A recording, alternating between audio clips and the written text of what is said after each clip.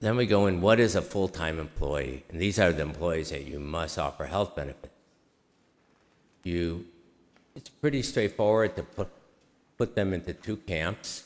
The one camp is that the employee performance services in any capacity who's regularly scheduled to work at least 30 hours a week. It must be offered benefits. And then, so they come in, they're hired, you know that they're going to be reasonably expected to work 30 hours a week, you provide them coverage. Right within the 90-day period, the college date of hire. But the second group is the group that it's much more difficult to discern. And we have to do a tracking system to capture that. Any college employee who works on average a minimum of 30 hours a week, which is really 1,560 hours a year, is the best way to determine that. And that is divided by 12, that becomes 130 hours a month. And then divided that number by 52, you get to 30 hours a week. And what we have to have a tracking period, what we call a measurement period. And the college has set forth a specific measurement period that they are proposing to track these folks. And these are what you call your variable hour employees who may be hired and you don't know. They may work 20 hours one week, they may work 30 the next, they may work 35 the next. We also have your adjunct faculty that would fall in there. And going to the next slide, for purposes of the college,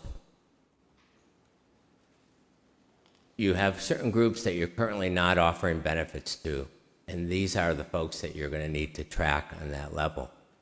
And as I mentioned, your part-time faculty, your coaches, any classified limited term employees, exempt employees such as your professional experts, classified permanent employees that work less than 20 hours a week.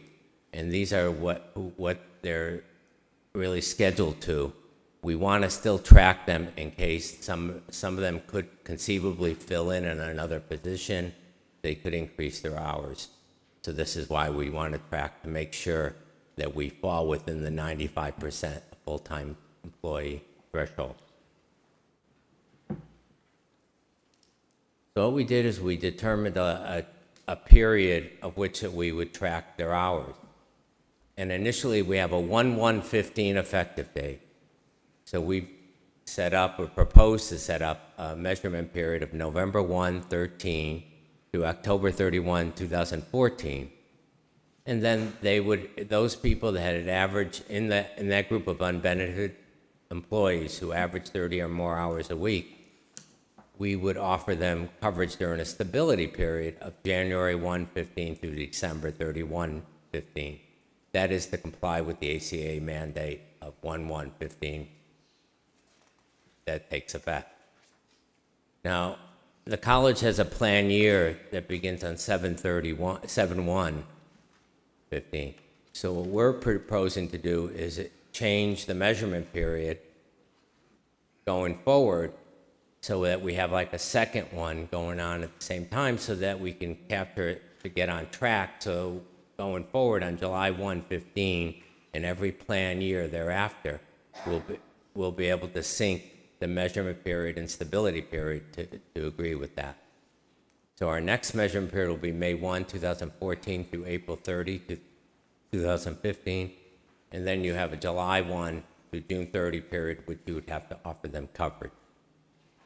There is also what they call an administrative period, which gives you a little time between the measurement period and the stability period, which is the period that you'd have to offer coverage so that you can count the hours, give the person enrollment materials, get them enrolled into your plan.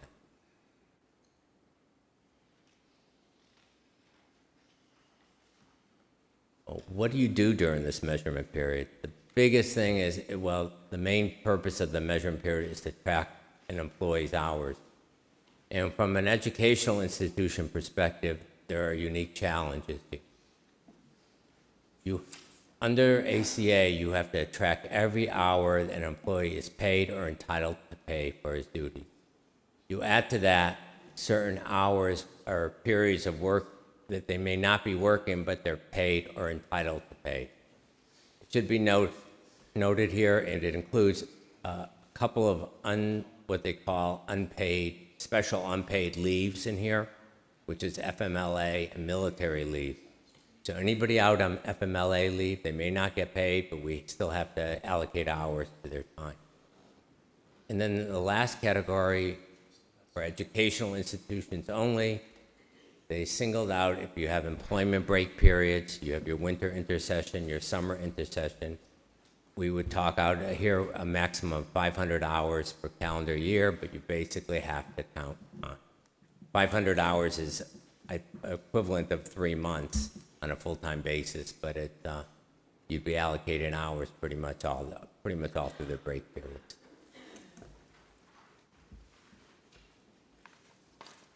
Now for the fun part. We have ACA taxes and fees. Starting January 14, we have new fees that are being assessed either to the health insurer or to the actual employer.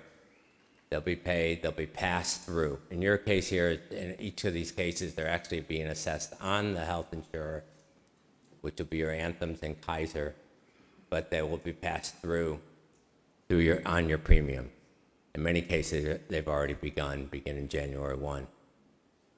The first fee is the Patient-Centered Outcomes Research Institute fee, which is the PCORI fee or comparative effectiveness fee. And it's a temporary fee, and it is to fund a program that is really for research purposes to find out what sorts of treatments work and which ones do not. The effective date is really for plan years ending, the first effective date is plan years ending on or after October 1, 2012. So in the case of the college, it was your plan year ending 6/30/2013. You have a fee assessed at that point. It's not due until 7/31/2014, but that's going to be your first year, and it's going to go for 7 years. The fee is $1 per member per year for the first year, and then for subsequent years, it's $2 per member, and then there's a little inflationary increase for every year after the second year. The insurer fee is probably the larger fee because it's assessed based on the carrier's business in the state of California. And they won't know it really until after the first of the year, but they'll look at the percentage of what their business is in the state, and then plans are going to be assessed specific fee. And we're going to go through this and how we've estimated what the college's fees and the impact it has on your plan. Lastly, there's a temporary, and the insurer fee is ongoing. It's not temporary, it's a permanent fee. It'll be assessed annually. The transitional reinsurance fee, on the other hand, is a fee of $5.25 per member per month. 2014 is going to be the first year for that. It was designed as a 3-year temporary fee. It looks like there may be a postponement of years 2 and 3 in this. But right now, we know that 2014, the fee will need to be paid, and it's $5.25 per month per individual.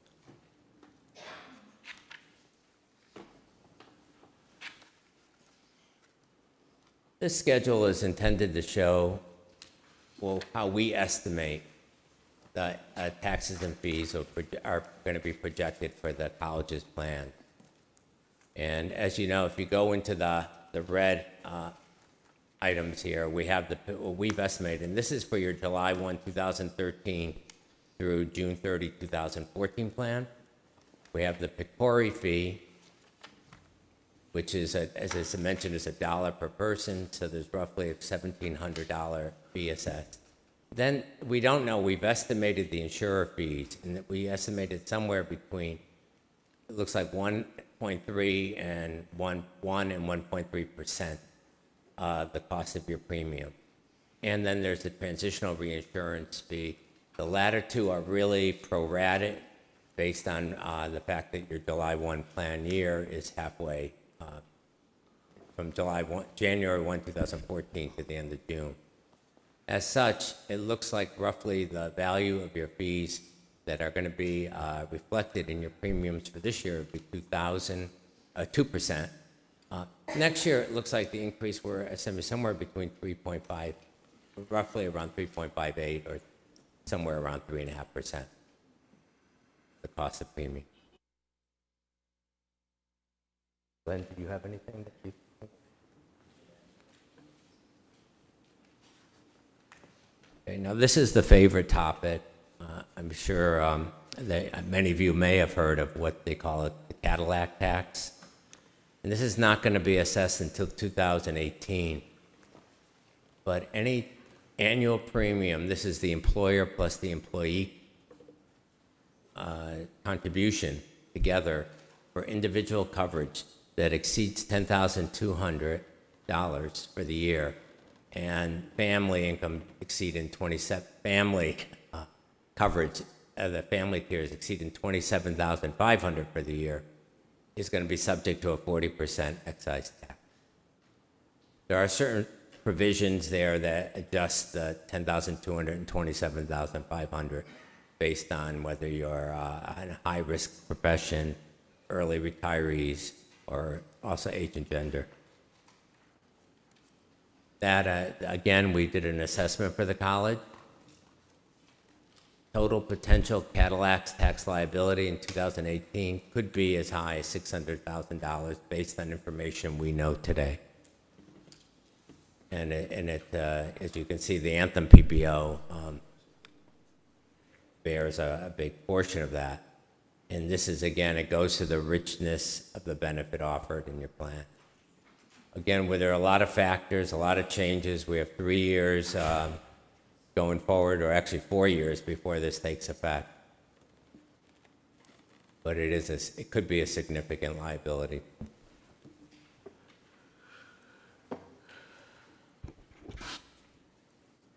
Are there any questions?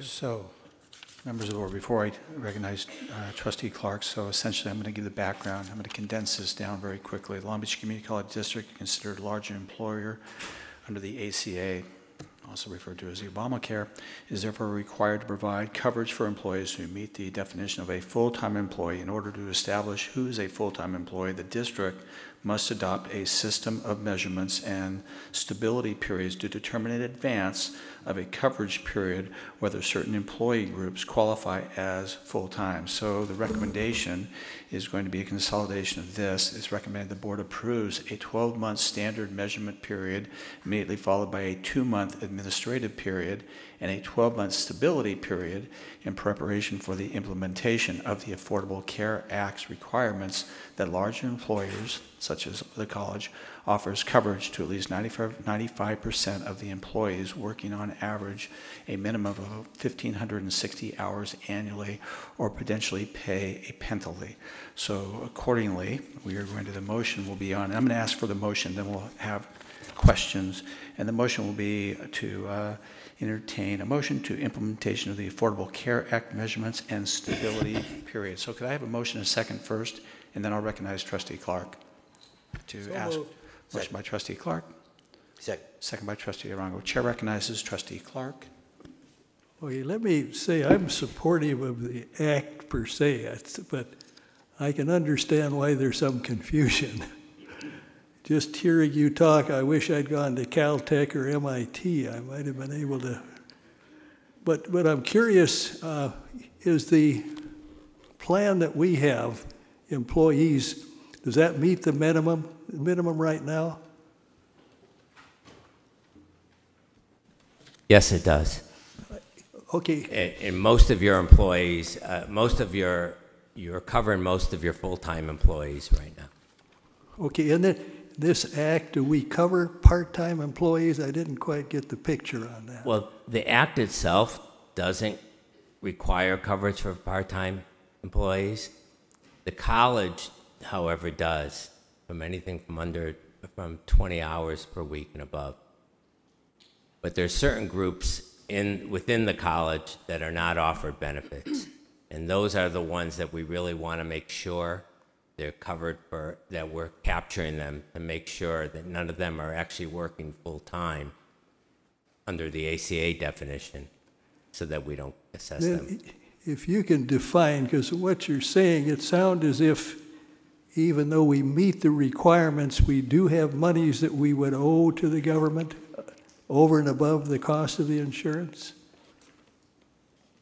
For the purposes of that penalty, yes, actually, only we're going to be, that's why we have to have the measurement period to track to make sure that we don't have any employees that could slip through the cracks. I think what Trustee Clark is referring to is the fees that we have to pay. Oh, afterwards, yes. That's just the one penalty for not offering coverage time.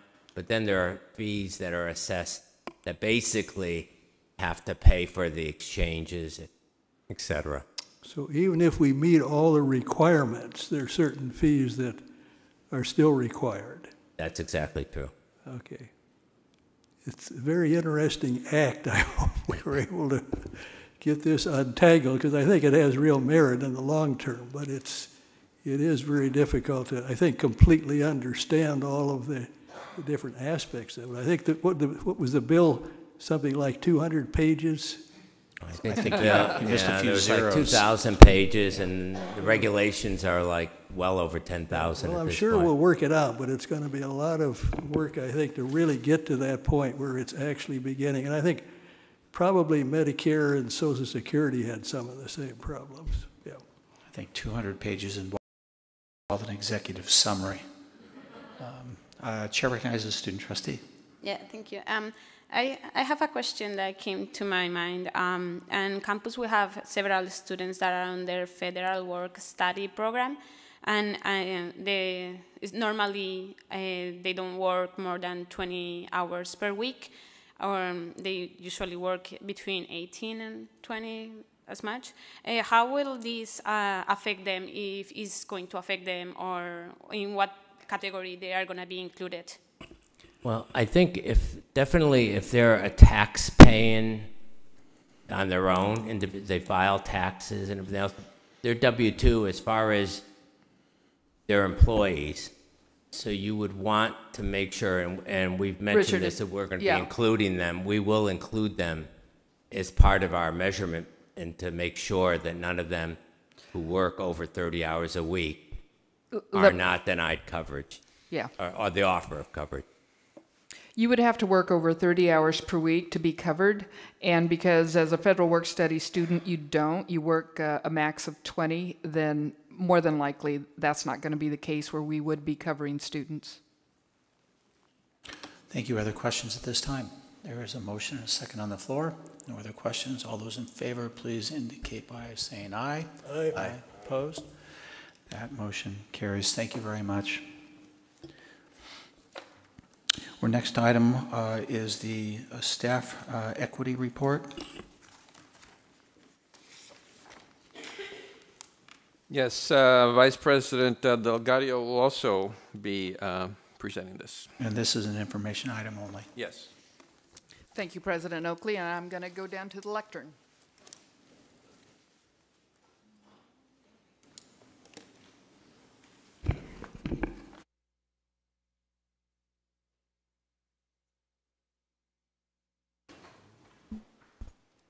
Good evening, board members and colleagues. I'd like to introduce my co-chair of the Staff Equity Committee, Lee Douglas. Together we're going to give this presentation, which is an annual update. I think by now most of you are used to this. A few things that we'll cover quickly. We're going to go over the student profile, as we always do, the hiring demographics, some initiatives we're undertaking, and if anybody has any questions, we'll move to that as well.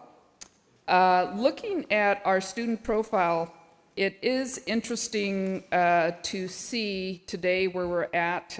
When you look at the largest minority population here on this chart is now becoming almost a majority population. The Hispanic population is our largest ethnic group here at 50%. Last year, it's interesting, they were at 44%, so it just goes to show how much they're growing.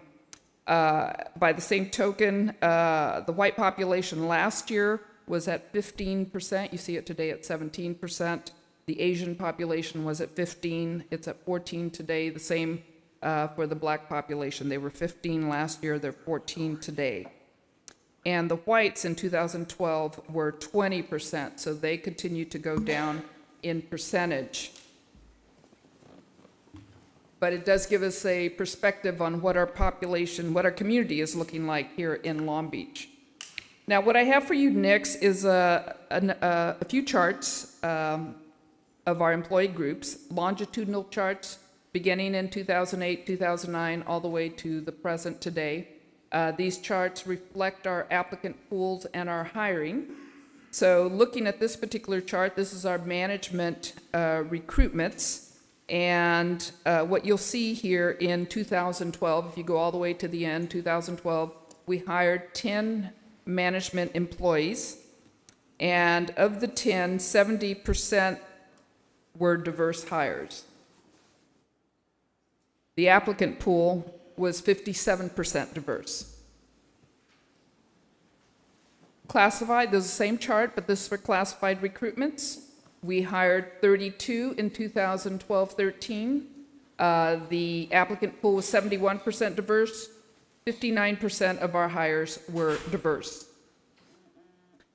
Our full-time faculty, we hired 2 this past year in computer office studies. That was our cybersecurity person and a math instructional specialist.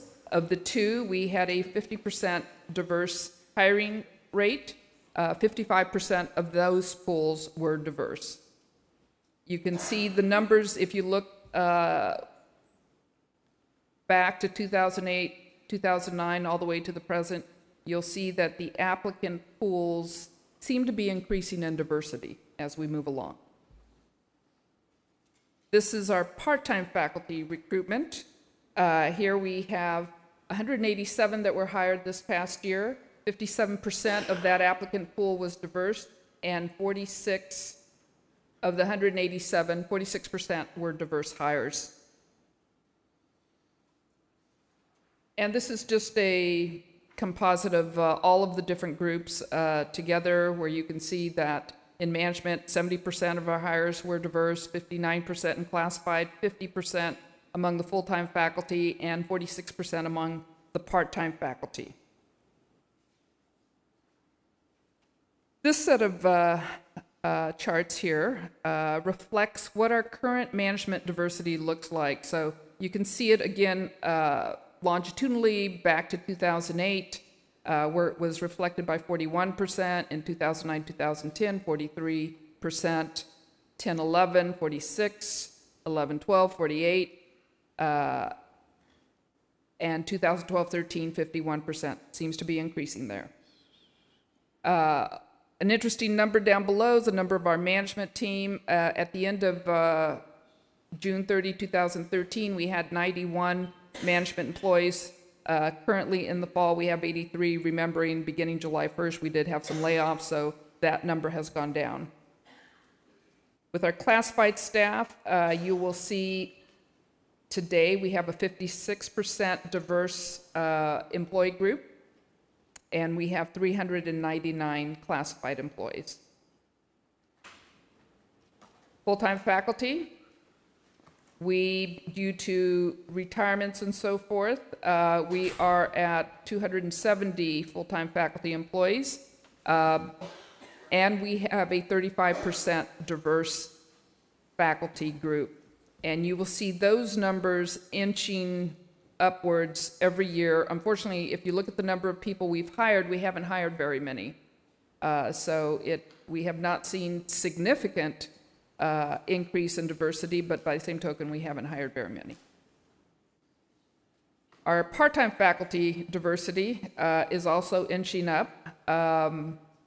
This last year we hired 187, and so today we have 694 part-time faculty with us. Last year we almost achieved a 5% increase in the number of diversity of our part-time faculty staff. This is the current diversity of all employee groups. That's what I just went over. So here's a composite of all the different groups together. And here is a chart that reflects, it's a comparative chart from last year, 2011, 2012 to 2012, 13.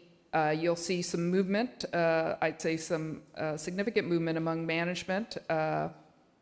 Classified's pretty static, a little bit of growth in our full-time and part-time staffing. And with that, I'm going to turn it over to my colleague, Lee Douglas. Good evening, everyone. I have the pleasure this evening of talking about some of the exciting initiatives that we have going on here at Long Beach City College. Just to give you a little bit of background, from the time the Staff Equity Plan was developed, and I believe it was in 2008, it's really been a living document. And each year, the Staff Equity Committee, we make constant efforts at revising, refining, and improving the document. Much has been accomplished. And I think this is the third or fourth year that I presented to the board. And I find myself saying this every year, that much has been accomplished, yet I still believe that much needs to be done, as you can tell by some of the numbers. Let me start with the Staff Equity Plan. It's divided into three different components that you see there before you: the policies, practices, and procedures, recruitment and the hiring process, and dialogue and professional development. This slide before you represents the efforts that have been made or will be made in those three areas. And in the interest of time, I won't read all of these things to you, but I will just highlight a couple of them. One being the faculty internship program, which I'll talk about in just a moment. And last spring, we offered it a very exciting Walking the Talk Diversity and Inclusion Conference here on the campus that was very well received.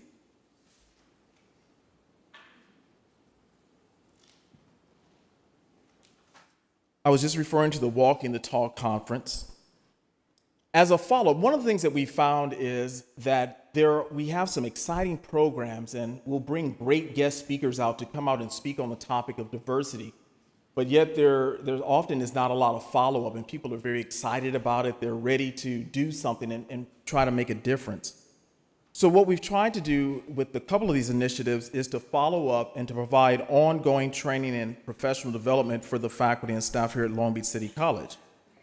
And with that in mind, the Staff Equity Committee is currently working on creating a diversity, equity, and inclusion certificate program for the faculty and staff here at Long Beach City College. And before you see the two main purposes of the program, one of which support our highly diverse student population and their educational progress and achievement. And second, to understand our highly diverse workplace in order to be active participants in a supportive workplace environment. And some of the schedule of courses you'll see there, again, I won't read them all for you, but we decided to try to be diverse in our offerings and offer a lot of different courses so people could get a lot of training in various areas, including working with Hispanic or Latino students, African American students, the LGBTQT population as well. We're very excited about this. It will be launched in spring 2014, and we'll have more information forthcoming, but faculty would actually be able to get, and staff will be able to get a certificate in workplace diversity training. All right. The faculty internship program, it is now entering its fourth year, and it was put together in an effort to increase the diversity of our pool, of potential part-time hires or adjunct hires here at Long Beach City College. And the intent is to pair an intern with a master teacher in their discipline of choice.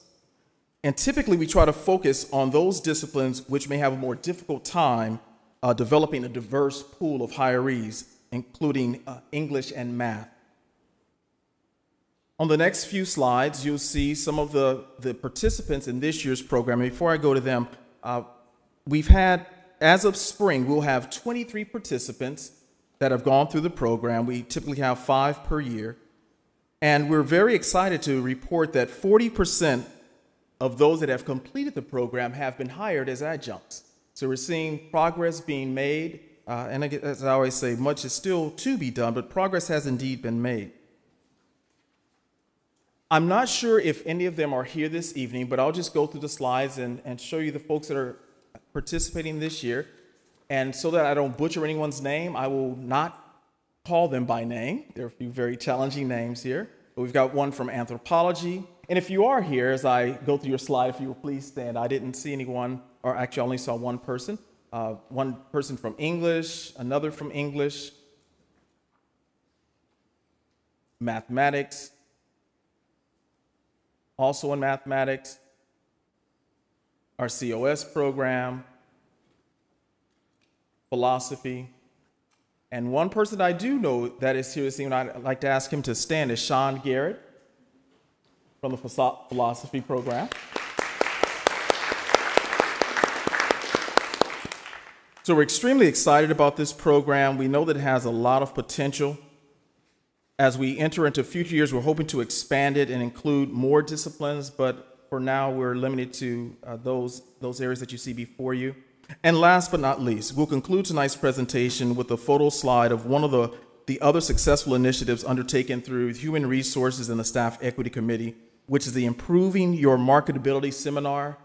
As you can see, we've had two, or will have two this year. One took place in September, the other will take place at the beginning of February. And some of the main topics covered are understanding the hiring process, interviewing and teaching demonstration tips, preparing your application, and how to get noticed. Really what we're trying to do is expose some people that perhaps haven't had a lot of experience in applying for jobs at the community college level, showing them from the beginning to the end how the process works to make them more employable. So we're very excited about that as well. I believe in the interest of time, that's all that we'll cover this evening. Thank you for your time and attention. And I guess at this point, we'll open up for any questions or comments that the board might have. Questions, members of the board. Chair recognizes Trustee Aranga. I'm conflicted here, as I am every year when I get this report. Because what I see year in and year out is significant increases in the ethnicity and demographics of our student population, but not in our staff. 1% per year in change is not significant enough for me to be satisfied with how much progress we're making in terms of diversifying our staff. When you see 6 and 7 and 8% increases in minority students who are attending the college and you only see 1% in faculty, that is not significant to me. It seems like every year I have the same issue, and we're still not making progress. Having said that, I am pleased that you are making efforts to address them with the marketability seminar, with the internship program, but where the rubber meets the road is hiring, and that is not happening, at least in significant levels, to make a difference. So I challenge our HR department, I challenge our president superintendent, I challenge our faculty, our administrators, our management team to do better, because these numbers are not impressing me at all. And with that, I have to leave. Thank you. He's not leaving because he's upset about the report, by the way. Oh, no. But I would have to say, though, I appreciate the effort. We've had this discussion previously, and the fact is that Trustee Aranga was very diplomatic, but at the end of the day is the results are not satisfying to members of the board, and we need to do a better job to get the results to truly reflect this community. And we're not there yet. I know we're making efforts to get there, but for whatever reason, it's moving at a pace that is really not acceptable and really is not what we should be doing. So we keep up the effort, we keep working hard, but at the end of the day, results are what matters, and we're nowhere near the level that we should be as far as reflecting the community. And that goes for all walks of the college community. So other comments of members of the board? I'm not leaving, by the way, so if there's no, this was just an informational item. Thank you very much for the report. And we'll move on to the next item, the board. We have, quickly going through, there is no items for the Academic Senate. There is no item for the Superintendent President. There is no items for the Academic Affairs, which brings us to the Student Support Services 11.1, which is our revised curriculum calendar for 2013-2014. This is an action item, so I'll entertain a motion to approve that. Motion by the members of the board. Motion by Trustee Clark, second by Trustee Otto. Correct me if I'm wrong, President Oakley, but this item was brought up previously by the representative from the classified staff, and this item does reflect that. Yes, it reflects the changes the calendar committee made that were based on changes to winter intersession and the changes to the board-approved holidays during the winter break. And I don't see Thomas, so, but very good. So there is a motion and a second on the floor. Just a question. Chair recognizes Trustee Otto. So tell me the thinking that went into this change.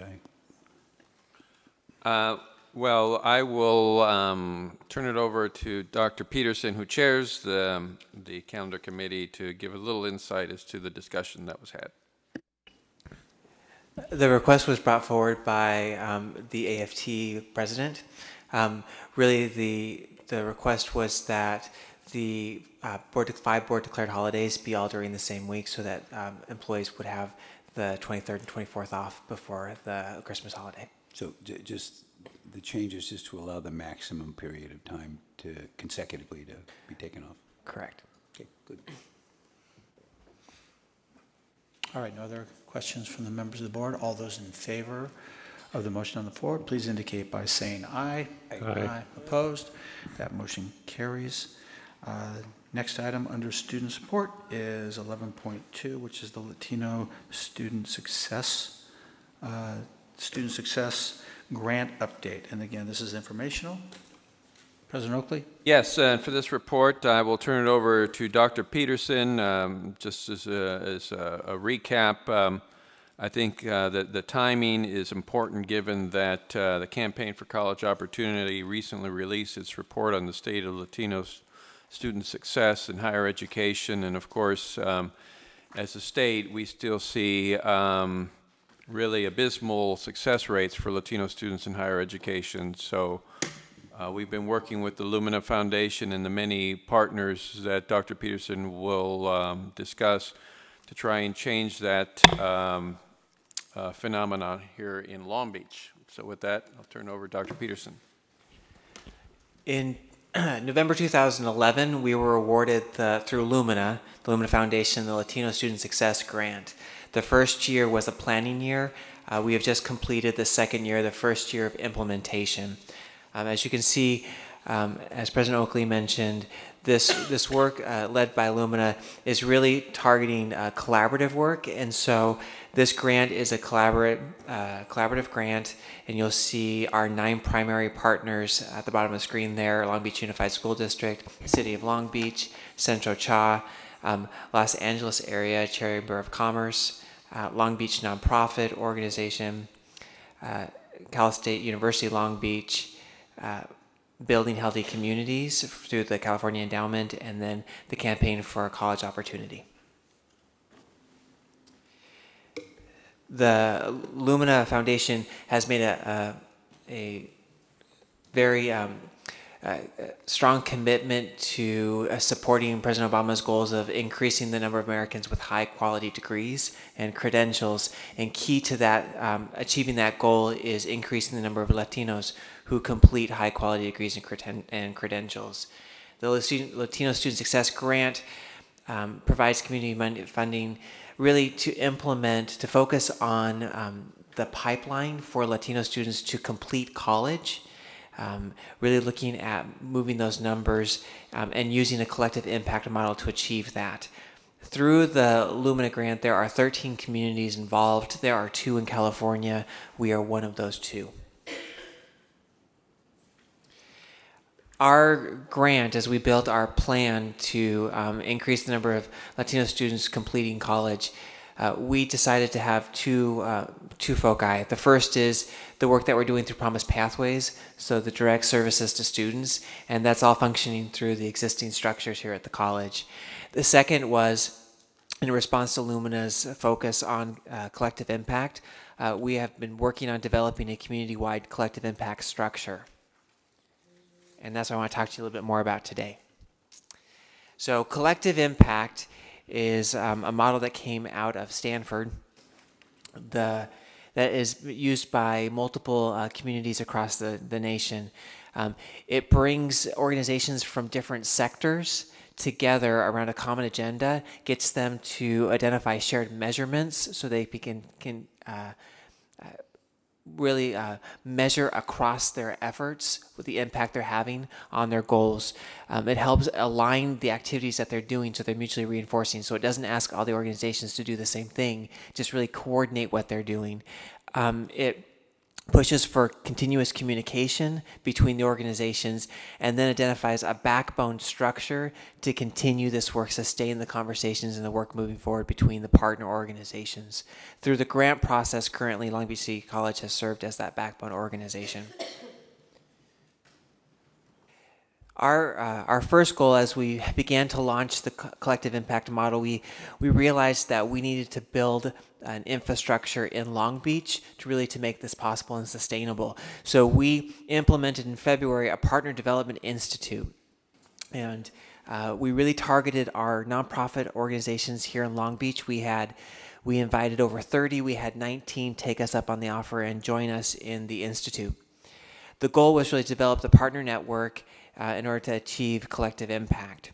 And we focused on 4 main learning areas: cultural competency in serving the Latino community here in Long Beach, identifying high impact practices that would lead to Latino student college completion, data infrastructure, how to share data across organizations, and then building organizational capacity to forward this work.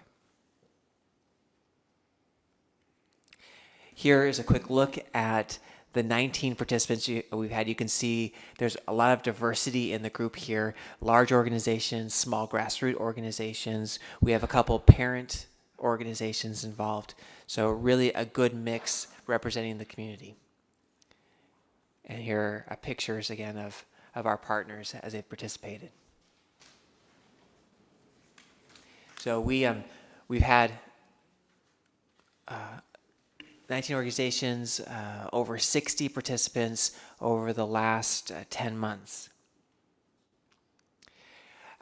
The work we've been doing, really bringing them together, is to build for this next step, which we've identified as our partners in creating mini grants to help test out this model of collective impact. So through the Lumina grant, we've identified $100,000 to be made available to support these one-year mini grants for 2 consortiums of 3 to 5 of our partner organizations. So it's really to get these nonprofits to begin to work with the educational institutions in Long Beach and figure out how we work together in this collective impact model. They'll be asked to identify one of the 5 key leakage points in Latino college student pipeline in Long Beach. And those 5 key leakage points are high school completion, high school graduation, transition from high school to college, college preparation, so decreasing the need for remediation, college persistence, and then college degree certificate completion.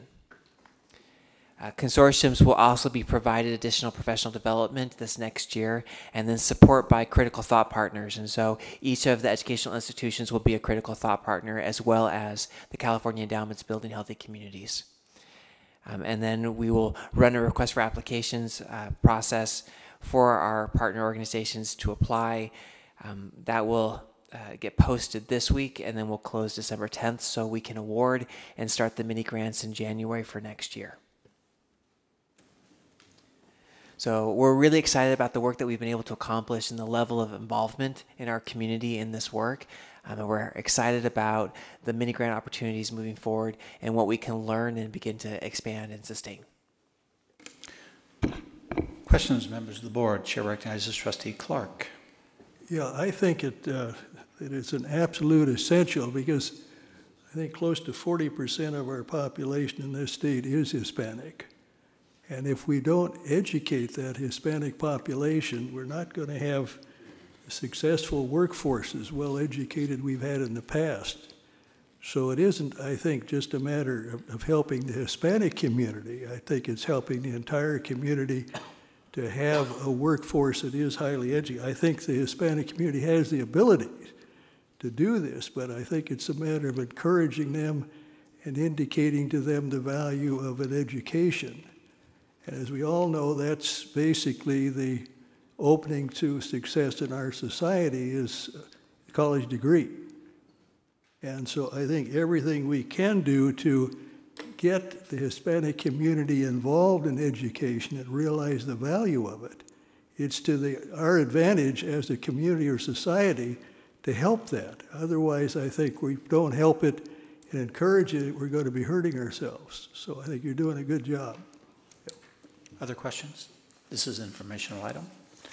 Hearing none, thank you very much. We'll move on to item 11.3, which is the ASB President's Report. Vice President Peterson.